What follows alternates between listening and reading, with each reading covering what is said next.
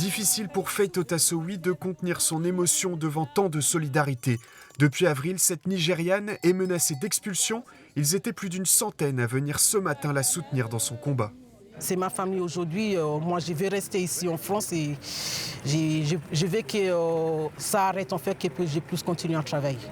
Arrivée en France il y a 13 ans, Faith connaîtra les réseaux de prostitution et la prison.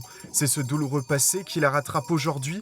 Avec son fils né en France, elle est menacée d'expulsion. Il ne parle pas anglais, il ne parle que français, il a son marraine, il a son parrain, il a ses copains à l'école. Il n'a jamais parlé anglais, son cœur il est brisé en fait. Sa peine purgée, elle obtient une autorisation de travailler. Ce sera à l'EHPAD de Dole de Bretagne. 4 années de travail avant que ne lui soit signifiée une obligation de quitter la France.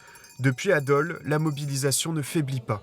On a besoin de ces gens-là, ils travaillent, et, ils sont intégrés, ils sont actifs dans des associations, dans les parents d'élèves. Le maire de Dole disait, voilà, elle n'est pas hyper active dans les parents d'élèves, mais elle fait au moins partie des 10% de gens qui font quelque chose, quoi. Bon, je veux dire, ça se passe de commentaires.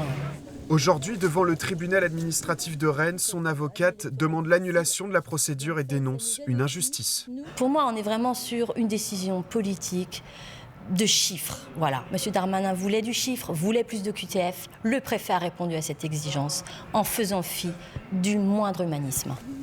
Le jugement sera rendu au plus tôt le 30 novembre. Faith et son avocat se disent confiantes.